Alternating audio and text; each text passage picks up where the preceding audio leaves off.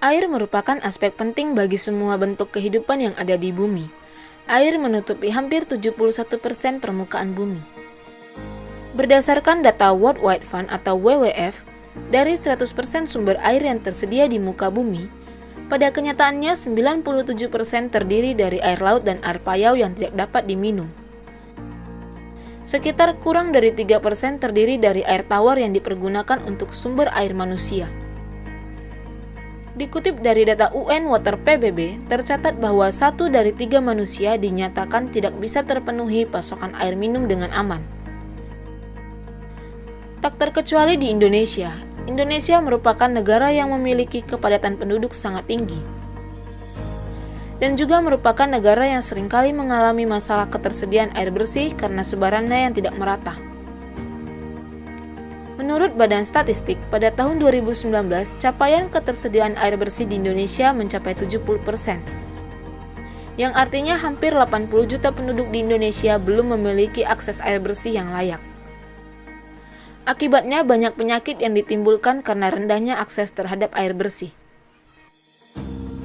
Hal ini juga terjadi di Kota Batam. Saat mengalami kemarau, beberapa waduk di Kota Batam tidak mampu memenuhi kebutuhan air bersih penduduk setempat. Menurut Presiden Direktur PT Adia Tirta Batam selaku pengelola air baku di Kota Batam, Beni Ardianto, saat ini sumber air baku yang dikelola ATB berasal dari 5 waduk milik pemerintah. Kapasitas totalnya berkisar 3.800 liter per detik. Dari kapasitas tersebut, ATB telah mengelola 3.300 liter per detik untuk memenuhi kebutuhan domestik dan industri. Kalkulasi kasarnya, sedangkan air baku yang ada hanya tinggal 500 liter per detik.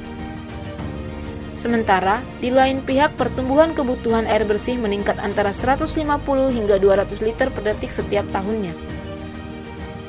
Batam butuh sumber air baku baru untuk menopang kontinuitas suplai air bersih bagi penduduk dan industri.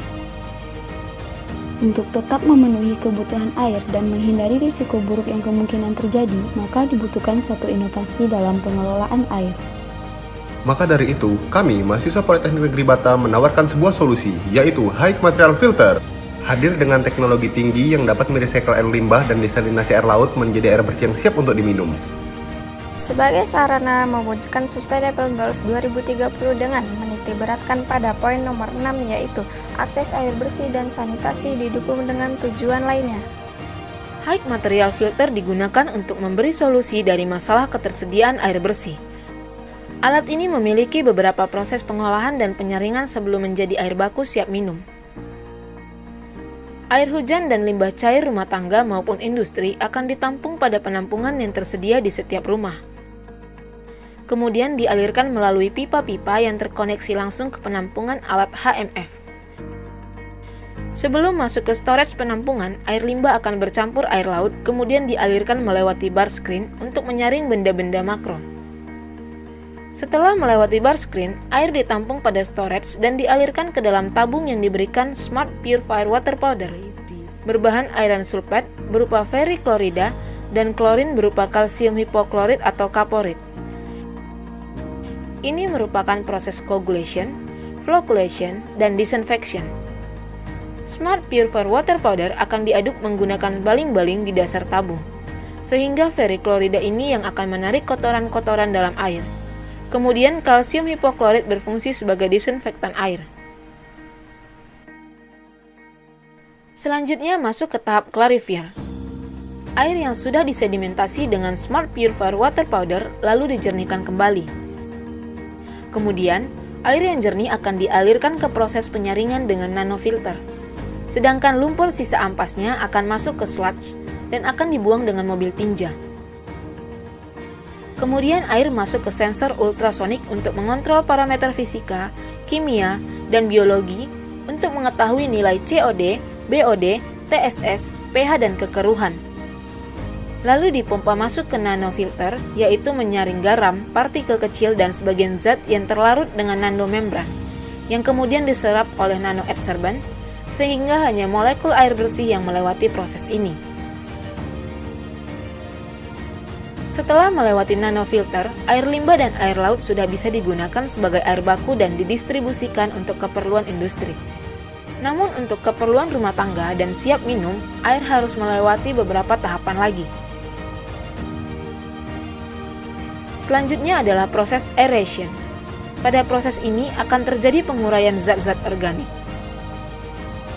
Air yang sudah melewati nanofilter akan dihembuskan oleh udara dengan memanfaatkan air blower,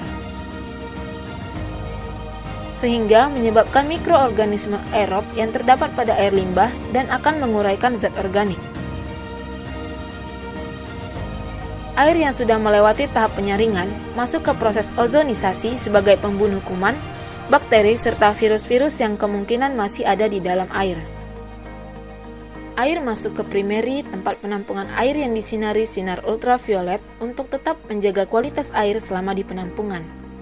Air yang sudah diproses sebelumnya sudah siap minum dan siap dipompa ke bangunan atau konstruksi selanjutnya untuk memenuhi kebutuhan air bersih rumah tangga.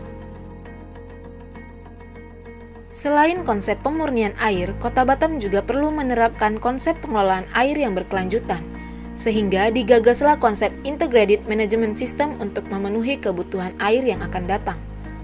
HMF diharapkan mampu meningkatkan kesejahteraan masyarakat dan menjadi solusi alternatif bagi masyarakat pesisir maupun pulau kecil di Indonesia untuk membantu memenuhi kebutuhan air bersih serta memudahkan aksesibilitas masyarakat dalam mendapatkan air bersih.